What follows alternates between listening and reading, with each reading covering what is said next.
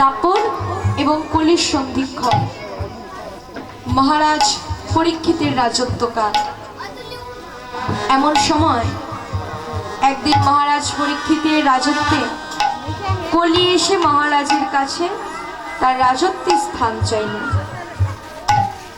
কিন্তু মহারাজ পরীক্ষিত তার রাজত্বে কলির স্থান না দিয়ে কলিকে ফিরিয়ে দিলেন। আর কলি সুযোগ খুঁজতে লাগলেন কেমন করে প্রবেশ করা যায়। এরই মধ্যে একদিন মহতের অবমাননা করে ফেললেন মহারাজ পরীক্ষিত। মহারাজ পরীক্ষিত চললেন মৃগয়ায়। মৃগয়ায় গিয়ে সারাদিন ঘুরে দিন শেষে ক্লান্ত পরিশ্রান্ত দেহে তৃষ্ণার্ত কণ্ঠে তিনি চলে গেলেন সৌমিক মুনির আশ্রমে। আশ্রমে গিয়ে মুনিবরের কাছে তৃষ্ণার্ত কণ্ঠে জল প্রার্থনা করলেন, কিন্তু সৌমিক মুনি এতটাই ধ্যানস্থ ছিল, যখনই জল চাইল মুনিবর শুনতে পাননি। অমনি মহারাজ পরীক্ষিত একটি মৃত সর্প পেঁচিয়ে দিলেন সৌমিক মুনির কণ্ঠে। হয়ে গেল মহতের অবমাননা। আর এই সুযোগে কলি প্রবেশ করলো। আমরা হলাম কলিহত জীব। আমাদের কলিজীবের অবস্থাটা কেমন হলো? অল্প আয়ু, মন্দ ভাগ্য, অন্নগত প্রাণ, ভোগমুখী বৃত্তি। আমাদের কলিযুগে আয়ুষ্কাল হলো 100 বছর। কলিজীবের আয়ুষ্কাল 100 বছর, কিন্তু খুঁজলে খুব কম পাওয়া যায় যে 100 বছর পর্যন্ত বেঁচেছে। তাহলে আমাদের আয়ুটা কম। এত অল্প আয়ুতে আমাদের দ্বারা ধ্যান, যজ্ঞ, তপস্যা, পূজার্চনা ইত্যাদি ইত্যাদি দ্বারা আমাদের পক্ষে সাধনায় সিদ্ধি লাভ আমাদের পক্ষে সম্ভব নয়। তাহলে আমাদের কলিহত জীবের গতি হবে।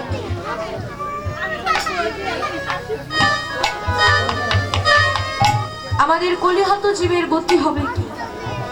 তাই আমাদের এই কলিহত জীবের কথা ভেবে আমাদের মহাপ্রভু গৌরহরি যুগাবতার সব থেকে সহজ সাধন ব্যবস্থা হরিনাম সংকীর্তন নিয়ে আসলেন। আমাদের এই কলিহত জীবের কথা ভেবে প্রভু জীব উদ্ধারণে ব্রতী হয়ে সব থেকে সহজ সাধন ব্যবস্থা হরিনাম সংকীর্তন নিয়ে আসলেন। যে নাম করলেই জীবের অমঙ্গল দূরে যায়, মঙ্গল বিধান হয়। যে নামের এত গুণ, একবার নামে যারে কৃপা করে, নামে বদন নাহি সারে।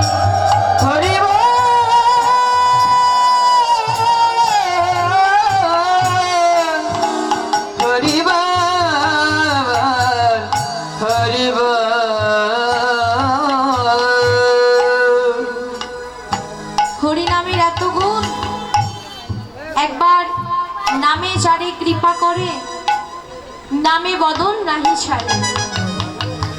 নামেও বদন ছাড়ে না, আবার বদনও নাম ছাড়ে না। শুধু তাই নয়, হরি নামের এত মহিমা, রাম নামের এত গুণ, রা বলতে সকল পাপ চলে যায়। আর ম বলে পুনরায় মুখ বন্ধ করলে আর পাপ প্রবেশ করে না।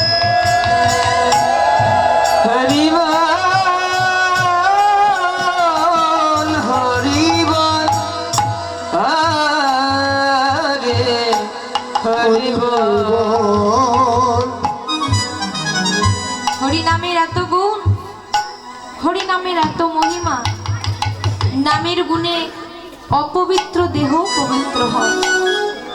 প্রমাণ সুবুদ্ধি রায়। নবাব হোসেন শাহ আমলে সুবুদ্ধি রায়কে করোয়ার জল খাইয়ে অপবিত্র করে দেয়া হয়। এবার সুবুদ্ধি রায় চলল নবদ্বীপের পণ্ডিতদের কাছে। হরিবল হরিবল হরিবল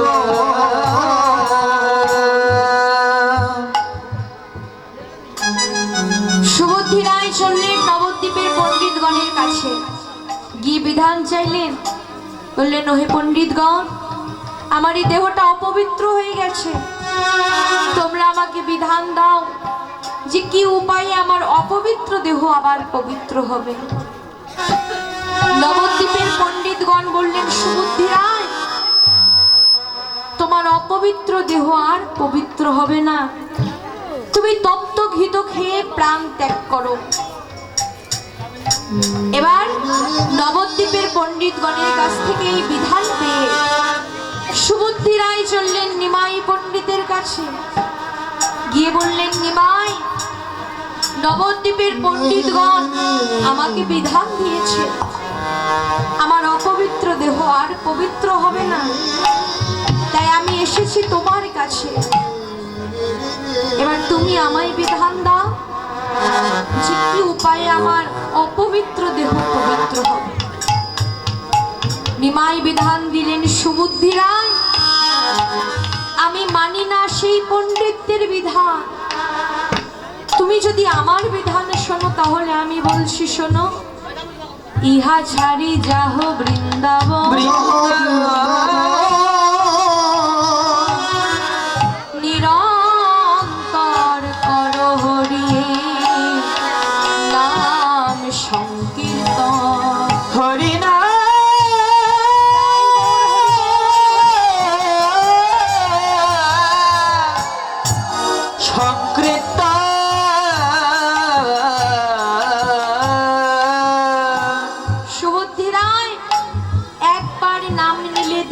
সব পাপ চলে যাবে, পুনরায় কৃষ্ণ নামে কৃষ্ণের চরণ পাইবে। ওহে সুবুদ্ধি রায়, তুমি হরি নাম করো। তাহলে হরি নামের কি মহিমা? যে নাম ভক্তিযুক্ত চিত্তে কেউ যদি একবার করতে পারে, নামের গুণে অপবিত্র দেহ পবিত্র হয়। শুধু তাই নয়, হরি নামের এত গুণ, নামের এত মহিমা, নামের এতই মহিমা যে নামের মহিমা বলেও শেষ হয় না। নারদ একদিন নারায়ণকে গিয়ে বলছে, প্রভু, সারা জীবন হরি নাম গুণ কীর্তন করলাম, কিন্তু নামের মহিমা তো জানি না, তুমি একবার কৃপা করে আমাকে ওই নামের মহিমা খুলে বলো। নারায়ণ বলছে, নারদ, তুমি একটি কাজ করো, তুমি চলে যাও ব্রহ্মার কাছে, ব্রহ্মার কাছে গিয়ে তুমি নামের মহিমা জিজ্ঞেস করো। বিলম্ব না করে নারদ চললেন ব্রহ্মার কাছে। ব্রহ্মার কাছে গিয়ে বলছে, হে ব্রহ্মা, তুমি তো তোমার চতুর্বদনে হরি নাম করো, একবার আমাকে কৃপা করে খুলে বলো যে হরি নামের কি মহিমা।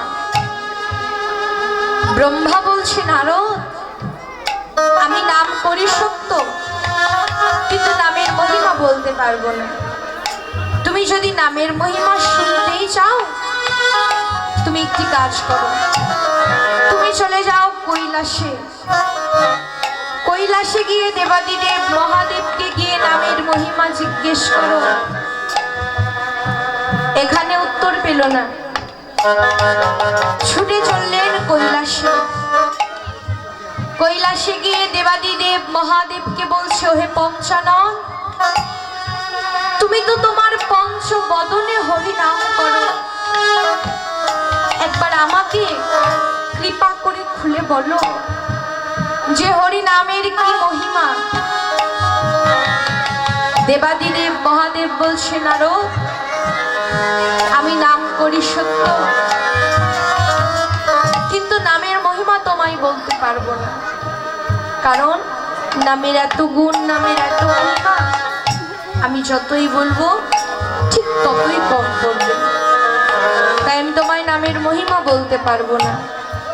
তবে তুমি যদি নামের মহিমা শুনতেই চাও, তাহলে তুমি ফিরে যাও, গিয়ে যার নাম তাকেই গিয়ে নামের মহিমা জিজ্ঞেস করো। এখানে উত্তর পেল না, ছুটে চললেন নারায়ণের কাছে। গিয়ে বলছে, প্রভু, তোমার তোমার নামের মহিমা তুমি একবার কৃপা করে খুলে বলো। নারায়ণ বলছে, নারদ বলবো তোমার নামের মহিমা, কিন্তু তার পূর্বে তুমি একবার জমালয় থেকে ঘুরে এসো। যখনই প্রভু এই কথা বললেন, নারদ মনে মনে বড় কষ্ট পেলেন। মনে মনে ভাবছে, আমি প্রভুর কাছে শুনতে চাইছি নামের কি মহিমা, আর প্রভু আমাকে বলছে জমালয়ে যাও, সেখানে তো পাপী তাপীর বাস, সেখানে গিয়ে আমি কি করব? কিন্তু ওই যে প্রভু আদেশ করেছে, তাই আর বিলম্ব না করে মধুর বিনয় হরি নাম করতে করতে ছুটে চলছে জমালয়ে। জমালয়ে গিয়ে মধুর বিনয় হরি নাম করতে করতে জমালয়ের 3টি দিক প্রদক্ষিণ করে ফেলল। আর নরকের যত পাপী তাপী ছিল সকলেই নারদের বদনে হরি নাম শুনে হরি বল হরি বল হরি বল বলে উদ্ধার হলো। হরি বল হরি বল বলে হরি বল বলে উদ্ধার হলো। সমস্ত পাপী তাপী দেখতে দেখতে হরি বল বলে উদ্ধার হলো। বাকি মাত্র একটি দিক, দক্ষিণ দিক। 28 নরকের মধ্যে একটি হলো রৌরব নরক। 3 দিক প্রদক্ষিণ করে নারদ চলছে ওই দক্ষিণ দিকে রৌরব নরকের দিকে। তাই দেখে যমরাজ নারদকে দুবাহু প্রসারিত করে বাধা দিয়ে বলছে, হে নারদ, তুমি তো এই এখনই দেখলে তোমার বদনে মধু মাখা হরি নাম শুনে 3 দিকের সমস্ত পাপী তাপী উদ্ধার হয়ে গেল। বাকি মাত্র একটি দিক। এবার তুমি বলো নারদ, যদি তোমার মুখে হরি নাম শুনে এই দিকের পাপী তাপী উদ্ধার হয়ে যায়, তাহলে আমি আর কাদেরকে নিয়ে রাজত্ব করব? নারদের বুঝতে বাকি রইল না যে হরি নামের কি মহিমা, হরি নামের কি গুণ। কিন্তু হে বৈষ্ণবগণ, এই নাম করব বলে আমিও তো জগতে এসেছি। এমন দেবদুল্লভ ভজন চক্ষ মানব জন্ম পেয়েছি, হরি বলা কৃষ্ণ বলা জন্ম পেয়েছি, কিন্তু দেখতে দেখতে আমারও তো সময় চলেই যাচ্ছে। আমারও আয়ু বেলা ডুবু ডুবু, কিন্তু যে নাম করব বলে জগতে এরা, সেই মধু মাখা হরি নাম আমি বদনে উচ্চারণ করি না। দেখতে দেখতে সময় চলে যাচ্ছে, আয়ু বেলা ডুবু ডুবু, কিন্তু হে বৈষ্ণবগণ, ওই হরি নামে আমার হরি বল নামে আমার প্রেম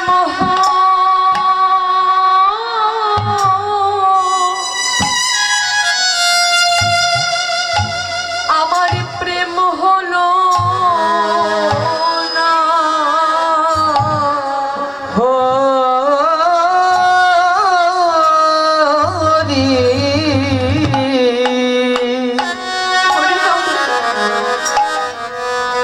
হরি নামে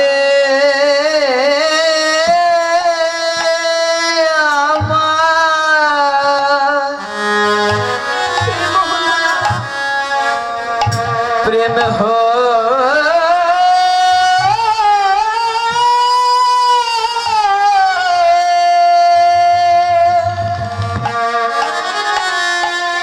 প্রেম হলো না।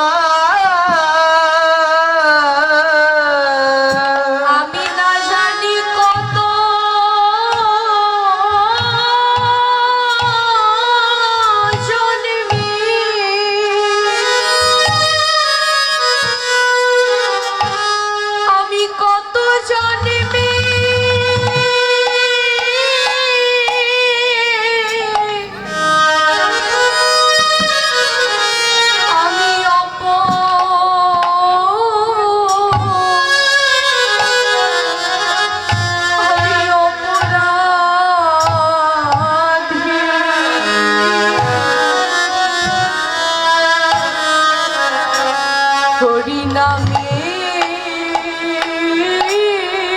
হও আমার প্রেম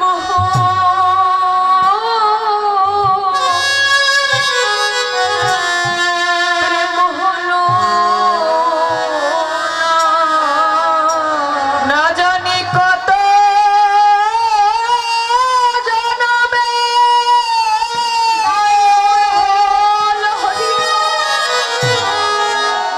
কত জনমে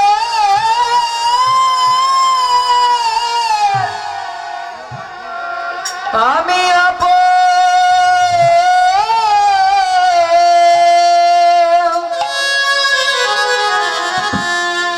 আমি অপরাধী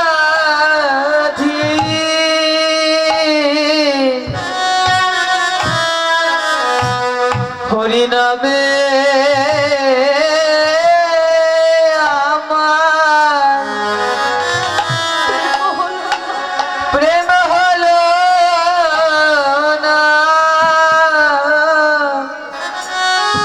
না জানি কত তাই গৌর হরি বল জনমে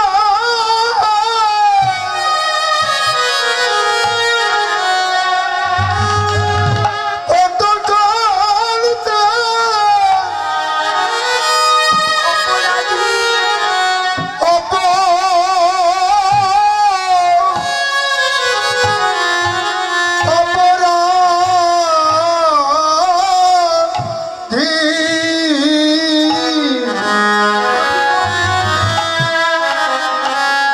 ওরে নামে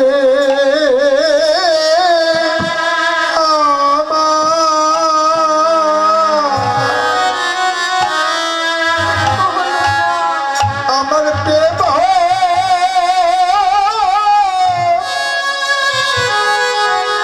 প্রেম হলো না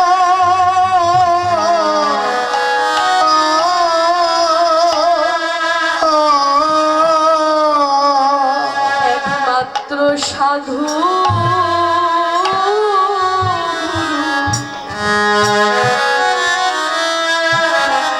সাধু গুরুর কৃপা কৃপা বিনে একমাত্র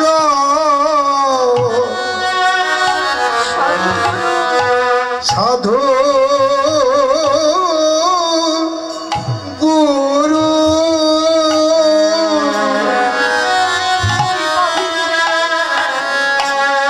সাধু গুরুর কৃপা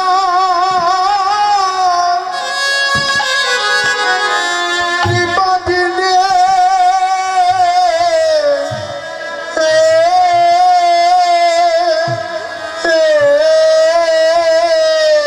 একমাত্র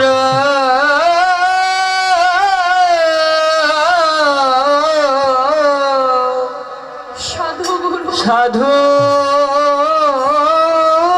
গুরু কৃপা বিনে কৃপা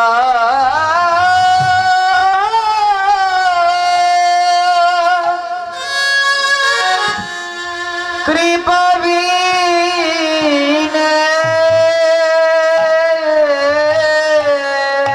ওই প্রেমকে পেল না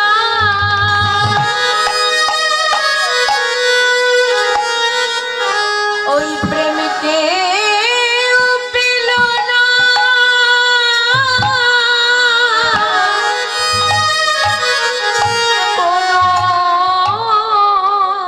হরি বল।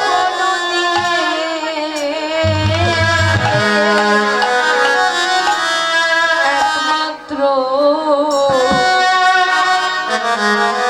সাধু গুরু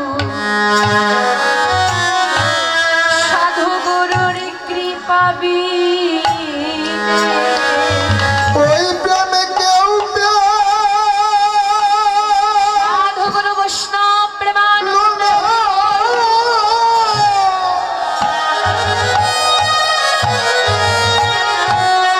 কেউ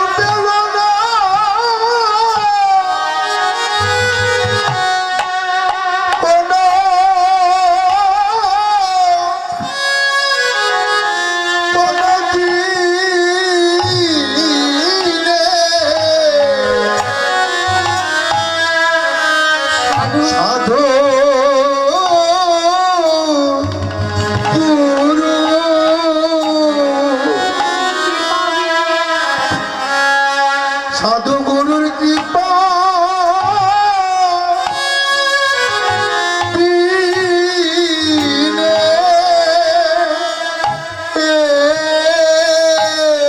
ওই প্রেমকে পেল না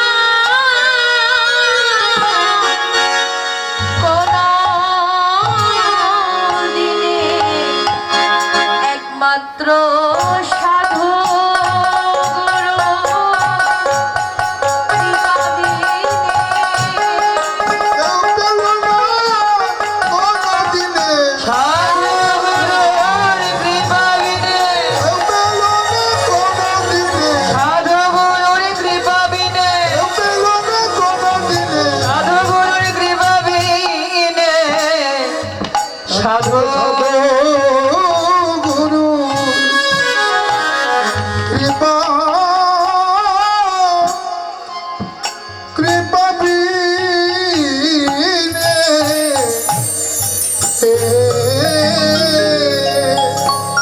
হে বৈষ্ণবগণ, আমরা যে হরিনাম করি না তা নয়, আমরা সকলেই হরিনাম করি কম বেশি, কিন্তু হরিনাম করি নামে আমাদের প্রেম হয় না।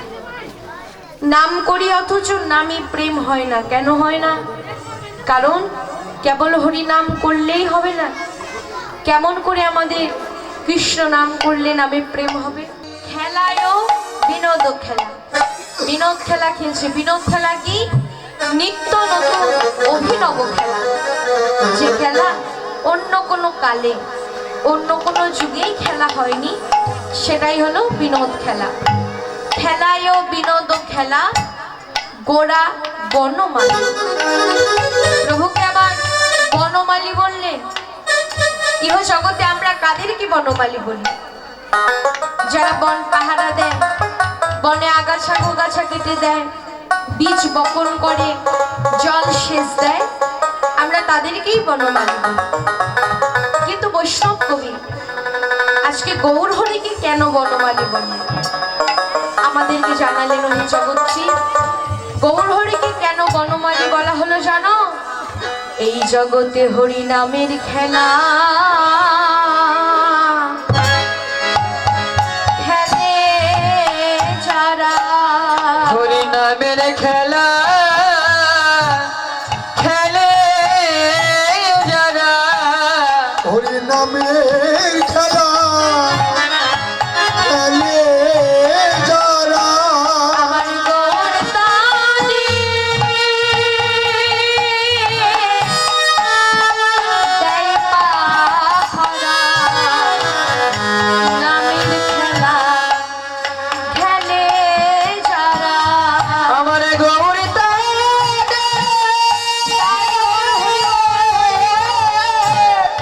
দেয় পাহারা, হরি নামের খেলা খেলে যারা, আমার গৌর তারা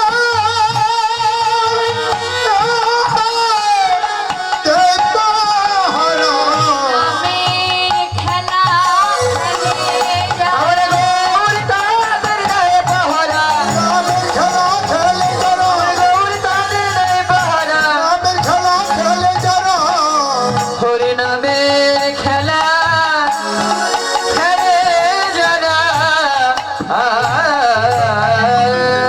এই জগতে যারা হরি নামের খেলা খেলে, প্রভু তাদেরকে পাহারা দেয়। শুধু পাহারা দেন না, মহাপ্রভু গৌর হরি আমার আপনার হৃদয় বনে হরি নাম কৃষ্ণ নামের প্রেম বীজ বপন করে দিয়েছে। কিন্তু হে বৈষ্ণবগণ, কুকামনা কুবাসনার বাতাস লেগে সেই কৃষ্ণ নামের প্রেম বীজ আমার এখনো অঙ্কুরিত হলো না। আমার এই চিত্তরূপ দর্পণ মলিন হয়ে গেছে। আজকে মহাপ্রভু গৌর হরি আমার আপনার হৃদয় বনে হরি নাম কৃষ্ণ নামের প্রেম বীজ বপন করে দিয়েছে, কিন্তু কুকামনা কুবাসনার বাতাস লেগে সেই কৃষ্ণ নামের প্রেম বীজ আমার এখনো অঙ্কুরিত হলো না। আমার এই চিত্তরূপ দর্পণ মলিন হয়ে গেছে। দর্পণ শব্দের অর্থ হলো আয়না। আমরা যদি আয়নার সামনে দাঁড়াই, নিজ বদন দেখতে পাই, কিন্তু আয়নায় যদি ধুলাবালি কাদামাটি লাগানো থাকে তাহলে আর আয়নার সামনে দাঁড়ালে বদন দেখা যায় না। ঠিক তেমনি আমার চিত্তরূপ দর্পণ মোহমায়ার ধুলাবালি লেগে মলিন হয়ে গেছে, কিন্তু আমার এই চিত্তরূপ দর্পণকে মার্জন করতে হবে। কিন্তু কি উপায়ে আমি আমার চিত্তরূপ দর্পণ মার্জন করব জানিয়ে দিলেন মহাপ্রভু গৌরহরি শিক্ষাষ্টকের একটি শ্লোকে। বললেন, সর্বোত্তম স্নাপনম পরম বিজয়তে শ্রীকৃষ্ণ সংকীর্তন। সংকীর্তনের মধ্য দিয়ে হরিকথা কৃষ্ণ কথা শ্রবণ করতে করতে ভক্ত সঙ্গ করবার মধ্য দিয়ে আমি আমার চিত্তরূপ দর্পণ মার্জন করতে পারি। তাই তো বললেন, সাধু সঙ্গ সর্বশাস্ত্রে কয়, লবমাত্র সাধু সঙ্গে সর্বসিদ্ধি। মহাবতারী প্রভু জগৎবন্ধু সুন্দর বললেন, সাধু সঙ্গ অনুক্ষণ জীবের মার্জন হয় ভজন। সাধু সঙ্গের মধ্য দিয়ে জীবের ভজন মার্জিত হয়। সাধুর মুখ দর্শন করলে মনের ময়লা দূরে যায়। সাধুর অঙ্গের বাতা সঙ্গে লাগলে ভজন মার্জিত হয়। হে বৈষ্ণবগণ, এই যে আজকে আপনারা সাধুগুরু বৈষ্ণবের সঙ্গ করছেন, সাধুগুরু বৈষ্ণবের অঙ্গের বাতা সঙ্গে লাগাচ্ছেন, এতে আপনাদের ভজন মার্জিত হচ্ছে। আর আমিও ভাগ্যক্রমে আপনাদের মতো অনুরাগী সাধুগুরু বৈষ্ণবে সঙ্গ করবার ভাগ্য পেয়েছি। আপনাদের মতো সাধুগুরু বৈষ্ণবে চরণ লাভ হয়েছে। আপনাদের মতো অনুরাগী ভক্তের সামনে দাঁড়িয়ে হরি কথা কৃষ্ণ কথা বলবার ভাগ্য হয়েছে। হরি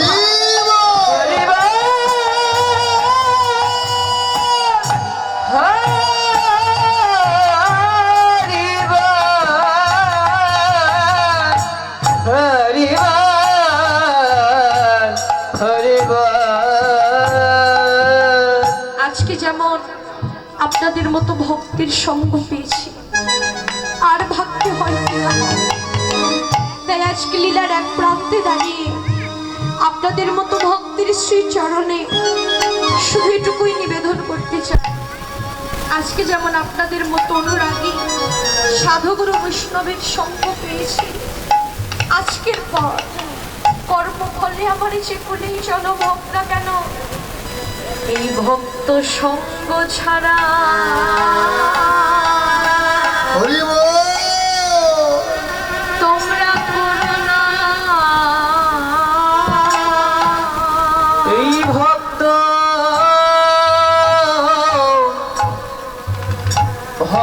সঙ্গ ছাড়া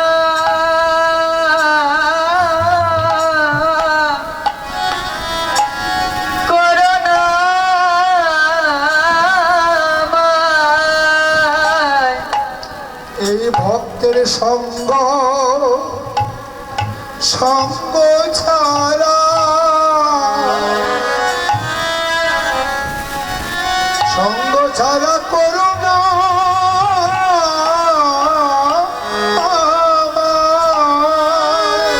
শুধুই জানবি না হরিবল হরিবল শুধুই জানবে না প্রতি জন্মে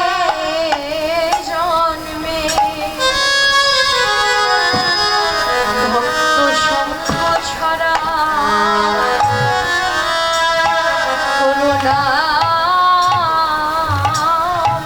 শুধু এ জানবে না তাই গৌর হরিবল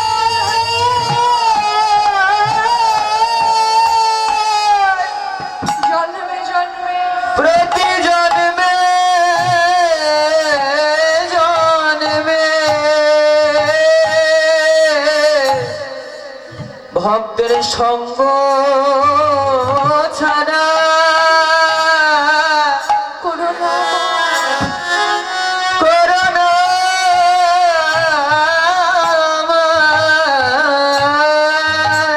তোমরা দাও দাও ভক্তি ভক্তের চরণ ধুলি। তোমরা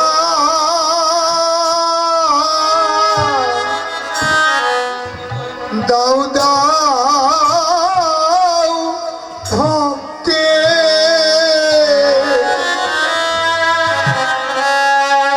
ভক্তের চরণ ধুলি। তোমরা দাও দাও দাও ভক্ত চরণ ধুলি। তোমাদের চরণ ধুলি। আমার আর কি ভাগ্যে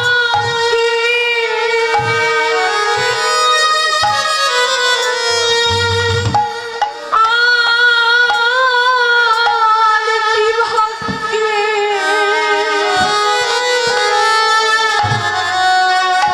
আমার হয় কি না হয়।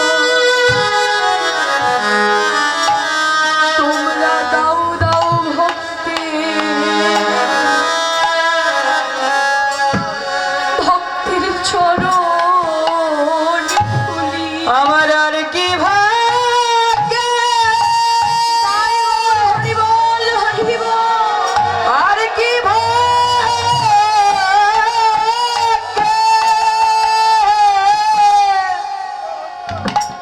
আমার হয় কি না হয়। দাও দাও দাদা ভক্ত চরণ ধুলি। চরণ ধুলি। আমার আর কি ভাগ্য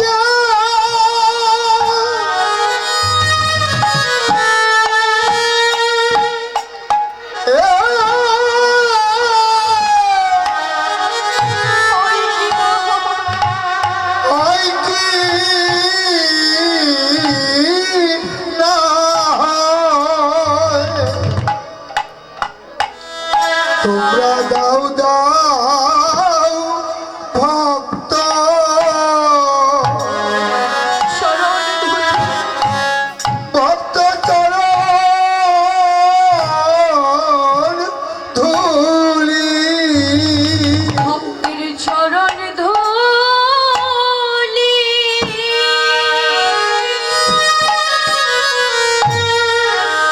চরণ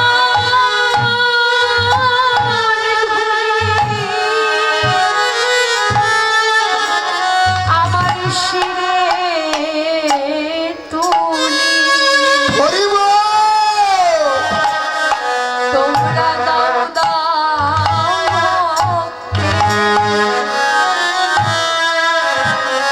ভক্তির চরণ ধুলি।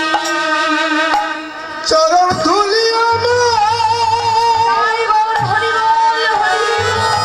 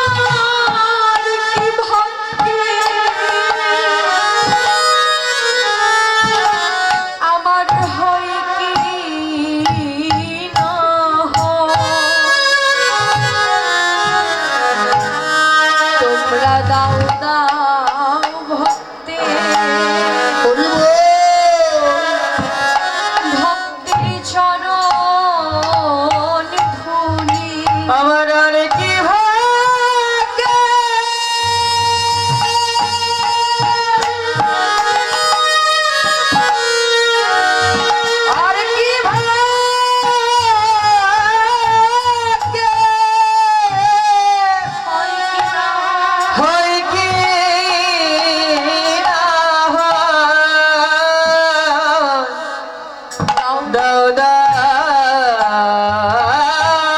ভক্ত সরু চরণধুলি।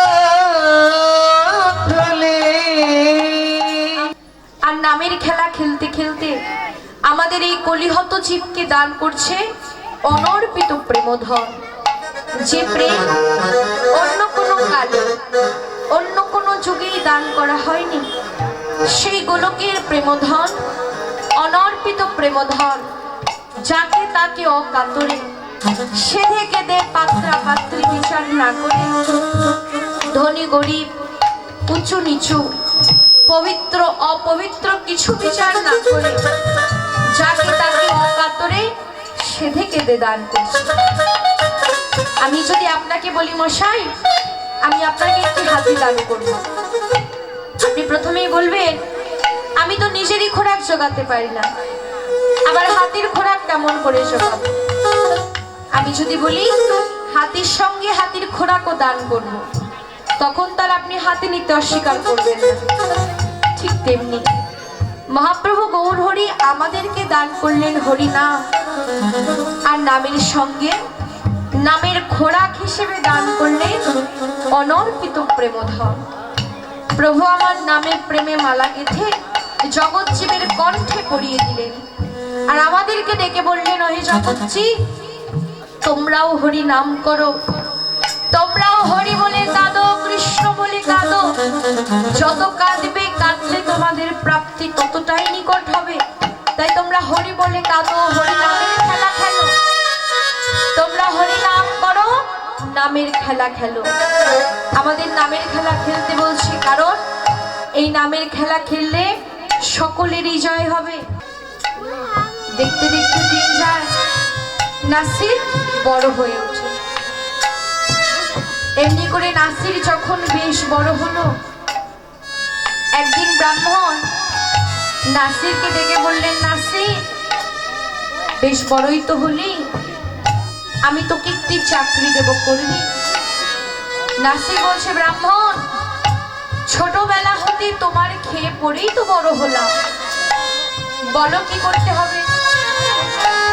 ব্রাহ্মণ বলছে নাসির এই যে দেখছিস আমার রাধা গোবিন্দ মন্দির, এই রাধা গোবিন্দ মন্দিরের দ্বারের সামনে দাঁড়িয়ে প্রতিদিন রাত জেগে রাধা গোবিন্দ মন্দির পাহারা দিবে, এক কথায় নৈশ প্রহরী। নাসির বলল বেশ তাই হবে। এমনি করে প্রতিদিন নাসির রাত জেগে মন্দিরের দ্বারের সামনে দাঁড়িয়ে মন্দির পাহারা দিচ্ছে। অলক্ষেই চলছে নাসিরের ভজন, দিন যাচ্ছে নাসির এগিয়ে চলছে ভজনের পথে। এমনি করে দেখতে দেখতে আবার কিছুদিন কেটে গেল। কিছুদিন যাবার পর আবার একদিন ব্রাহ্মণ নাসিরকে ডাকলেন, ডেকে বললেন নাসির আজ রাতে আমি তো বাড়ি থাকবো না, আজ রাতে তুই ঘুমোস না, ভালো করে মন্দিরের দ্বারের সামনে দাঁড়িয়ে মন্দির পাহারা দিবি। আমি আজ বাড়ি থাকবো না, তুই কিন্তু ঘুমোবি না। আমি সকালবেলা ঘরে ফিরে রাধা গোবিন্দের জাগরণ দেব, তুই ভালো করে মন্দিরের দ্বারে দাঁড়িয়ে মন্দির পাহারা দিবি। এমনি করে বারে বারে নাসিরকে সাবধান করে দিয়ে ব্রাহ্মণ চলে গেলেন।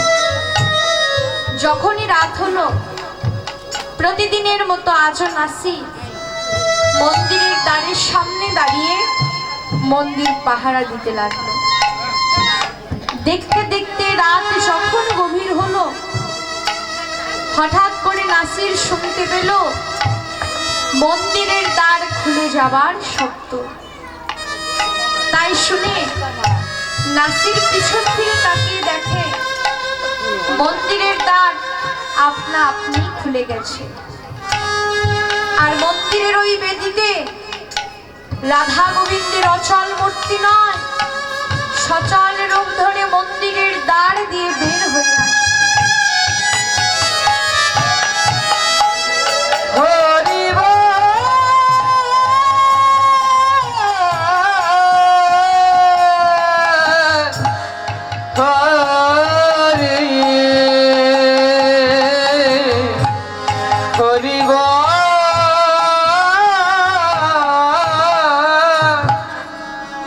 দেখে নাসির দুবাহু প্রসারিত করে রাধা গোবিন্দকে বাধা দিলেন। বাধা দিয়ে বললেন, এত রাতে তোমরা কোথায় যাও? এত রাতে তোমরা কোথায় যাচ্ছ? গোবিন্দ বলছে, নাসি বাধা দিস না নাসি, আমরা যে কোথায় যাই তুই যাবি আমাদের সঙ্গে। নাসির বলছে, আমাকে তো যেতেই হবে, তুমি তো জানো না ব্রাহ্মণ যে তোমাদের দেখাশোনা করবার দায়িত্ব আমার কাছে রেখে গেছে, আমাকে তো যেতেই হবে। হে বৈষ্ণবগণ, এই অনন্ত কোটি বিশ্ব ব্রহ্মাণ্ডের কর্তা যিনি, অনাদি আদি সর্বকারণের কারণ গোবিন্দ, যিনি এই অনন্ত কোটি বিশ্ব ব্রহ্মাণ্ডকে পাহারা দিয়ে রাখে, তাকেই পাহারা দেবার দায়িত্ব পড়েছে নাসিরের উপর। নাসির বলছে, আমাকে তো যেতেই হবে। গোবিন্দ বলছে, বেশ চল তবে আমাদের সঙ্গে। এই বলে রাধা গোবিন্দ চলছে আগে আগে, নাসির চলছে পিছনে পিছনে। চলতে চলতে রাধা গোবিন্দ গিয়ে প্রবেশ করলেন বৃন্দাবনের নিকুঞ্জ কাননে। চতুর্দিক হতে সখীগণ এসে রাধা গোবিন্দকে ঘিরে ধরলেন। শুরু হয়ে গেল সর্বলীলার চূড়ামণি, সর্বলীলার মুকুটমণি শ্রী শ্রী রাসলীলা। রাস রজনীতে নেচে গিয়ে রাধা গোবিন্দ ক্লান্ত পরিশ্রান্ত দেহে আবার মন্দিরের দিকে ফিরে চলছে। রাধা গোবিন্দ চলছে আগে আগে, নাসির চলছে পিছনে পিছনে। চলতে চলতে হঠাৎ রাধারানীর বাম চরণে নুপুর খানি পড়ে গেল, কিন্তু প্রাণকান্ত গোবিন্দ সঙ্গে থাকা ওই নুপুরের দিকে রাধারানীর আর খেয়াল নেই। পিছন থেকে নুপুর খানি পেয়ে নাসির নিজের কাছে যত্ন করে রেখে দিলেন। রাধা গোবিন্দ গিয়ে প্রবেশ করলেন মন্দিরে, আর মন্দিরের দ্বার আবারও আপনা আপনি বন্ধ হয়ে গেল। আর নাসির আবার মন্দিরের দ্বারের সামনে দাঁড়িয়ে মন্দির পাহারা দিতে লাগলো। দেখতে দেখতে নিশি প্রভাত হলো। সকালবেলা ব্রাহ্মণ ছুটে এসেছে রাধা গোবিন্দের জাগরণ দেবে বলে। যখনই ব্রাহ্মণ মন্দিরের দ্বার খুলতে যাবে, নাসির ব্রাহ্মণকে বাধা দিয়ে বললেন, ওহে ব্রাহ্মণ, ওহে ব্রাহ্মণ, তুমি এখনই মন্দিরের দ্বার খুলো না। ওহে ব্রাহ্মণ, তুমি তো জানো না রাধা গোবিন্দ আমার এই এখনই নেচে গিয়ে ক্লান্ত পরিশ্রান্ত দেহ নিয়ে এই এখনই এসে ঘুমিয়েছে, তুমি ওদের ঘুম এখনই ভাঙিও না। কিন্তু ব্রাহ্মণ নাসিরের কথা বিশ্বাস করতে পারছে না। নাসির বলছে, ব্রাহ্মণ আমার কথা বিশ্বাস হচ্ছে না। এই বলে রাধারানীর নুপুর খানি বের করে ব্রাহ্মণের সামনে ধরলে।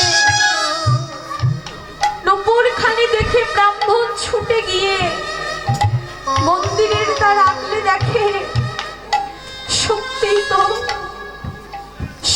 তো রাধারানীর বাম চরণে নুপুর খানি নেই। তাই দেখে ব্রাহ্মণ ছুটে এসে নাসিরকে বলছে, ওরে নাসির, ওরে নাসির, তুই বড় ভাগ্যবান। ওরে নাসির, সারা জীবন আমি যার সেবা পূজা করে আমি যার দেখা পেলাম না, আজ তুই তারই দেখা পেয়েছিস। তুই আজ অনন্ত কোটি বিশ্ব ব্রহ্মাণ্ডের কর্তার দেখা পেয়েছিস। নাসির, তুই বড় ভাগ্যবান। ওরে নাসির, নাসিরা আমার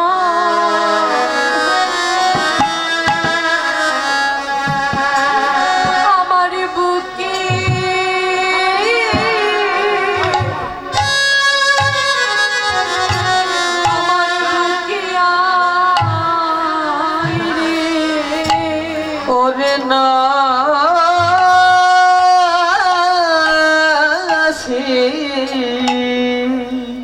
হলো না রে ব্রাহ্মণ বলছে, নাসি তুই অনন্ত কোটি বিশ্ব ব্রহ্মাণ্ডের কর্তার দেখা পেয়েছিস। আর নাসির বলছে, গোবিন্দ হে, তুমি আমাকে দেখা দিলে সত্য, কিন্তু তোমার চরণে আমার স্থান হলো না। গোবিন্দ হে, তোমার চরণে শরণ নেবার যোগ্যতা তো আমার নেই। তুমি কৃপা করে তোমার চরণে শরণ নেবার যোগ্যতাটুকু দান করো। নাসির মামুদ গোবিন্দ চরণে শরণ নিলেন, আর আমাদেরকেও বললেন, হে জগৎজীব, তোমরাও গোবিন্দ চরণে শরণ নাও, গোবিন্দের সঙ্গে সম্বন্ধ করো, গোবিন্দ চরণে আত্মনিবেদন করো। আমাদের সম্বন্ধ করতে হবে, আর যদি সম্বন্ধ না করেই মরে যাই, বললেন সম্বন্ধ না করে মরিলে পরে তুমি আবারও করিবা বিষম বিষম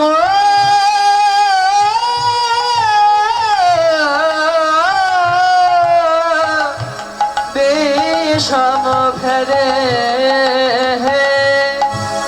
সম্বন্ধ না করেই যদি আমার মৃত্যু হয়, তাহলে আমার গতি হবে কি? আমাকে বিষম ফেরে পড়তে হবে। এই বিষম ফেরটা কি? 84 লক্ষ জনম আবার ভ্রমণ করতে হবে।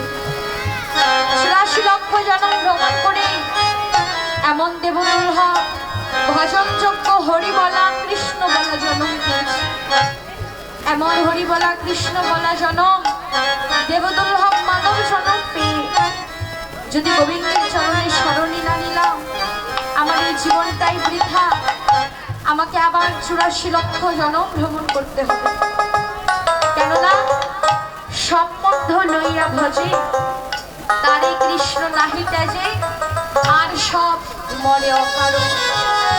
তাই সম্বন্ধ করতেই হবে, গোবিন্দের চরণে শরণ নিতে হবে। তাই নসির মামুদ নিজেই গোবিন্দ চরণে শরণ নিলেন, আর আমাদেরকে বললেন, হে জগৎজীব, তোমরাও গোবিন্দ চরণে শরণ নাও। আজকে রাখালাদি ধেনু বৎসগণকে নিয়ে গোবিন্দ আমার গোঠো খেলা খেলছে, গোচারণ করছে। গোঠো খেলা খেলতে খেলতে হঠাৎ করে মনে পড়ে গেছে ঘরের কথা, মায়ের কথা। মাকে কথা দিয়ে এসেছে তাড়াতাড়ি ঘরে ফিরে যাবে। আমি মাকে কথা দিয়ে এসেছি ঘরে ফিরে যাব, তাই ঘরে ফিরতে হবে। কানাই বারে বারে ঘরে ফেরার কথা বলছে।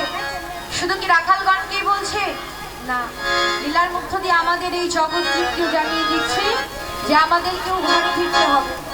কিন্তু এই বৈষ্ণবগণ, আমরা তো ঘরেই আছি, তাহলে আবার কোন ঘরে যাব? আর ঘরেই যদি ফিরে যাব, যেখানে আছি সেটা কি ঘর নয়? আর যেখানে আছি সেটাই যদি ঘর হবে, তাহলে আবার কোন ঘরে যেতে বললেন? আমাদের এই ঘরটাকে তুলনা করলেন একটি ওয়েটিং রুম বা বিশ্রামাগারের সঙ্গে। আমাদের ঘরটাকে তুলনা করলেন একটি ওয়েটিং রুমের সঙ্গে। ট্রেন স্টেশনে বড় বড় অক্ষরে লেখা থাকে ওয়েটিং রুম বা বিশ্রামাগার, যেখানে যাত্রী ট্রেনের জন্য অপেক্ষা করে। মনে করুন কোনো স্থানে যাবার জন্য আপনি ট্রেন স্টেশনে গিয়ে একটি ট্রেনের টিকিট কাটবেন। এমন সময় স্টেশন মাস্টার এসে আপনাকে বলছে, ভাই তোমার ট্রেনে 2 ঘন্টা লেট হবে। এবার আপনি ওই 2 ঘন্টার সময় কোথায় কাটাবেন? ওই সময় কাটাবার জন্যই ট্রেন স্টেশনে ওয়েটিং রুম বা বিশ্রামাগার থাকে। এবার আপনিও ওয়েটিং রুমে বসে ট্রেনের অপেক্ষা করছেন। এমন সময় আপনারই মতো আরো একজন যাত্রী আপনার পাশে এসে বসল। আপনি তার সঙ্গে কথা বললেন, পরিচয় হলো, কুটুম্বিতাও হলো, কত সুখ দুঃখের গল্প করলেন। কিন্তু কখন যে 2 ঘন্টা সময় কেটে গেল আপনি কিছু বুঝতেই পারলেন না। 2 ঘন্টা কাটবার পর স্টেশন মাস্টার এসে বলছে, ভাই তোমার ট্রেনের সময় হয়ে গেছে। তখন আপনি যার সঙ্গে কুটুম্বিতা পাঠিয়েছিলেন তাকে কি বলবেন? তাকে বলবেন, ভাই তুমি তোমার টিকিট অনুযায়ী তোমার কামরায় গিয়ে বসো, আমি আমার টিকিট অনুযায়ী আমার কামরায় গিয়ে বসছি।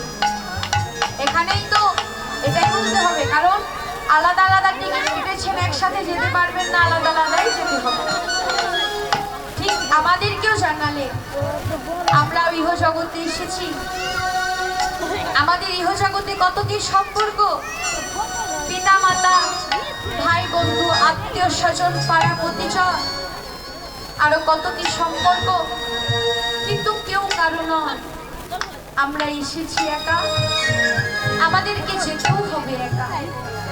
তাই বললেন, কারে বলো আপন আপন, কারে লাগে কেন্দ্রে মরমন, সময় থাকতে তার নামটি করো হে সাধন।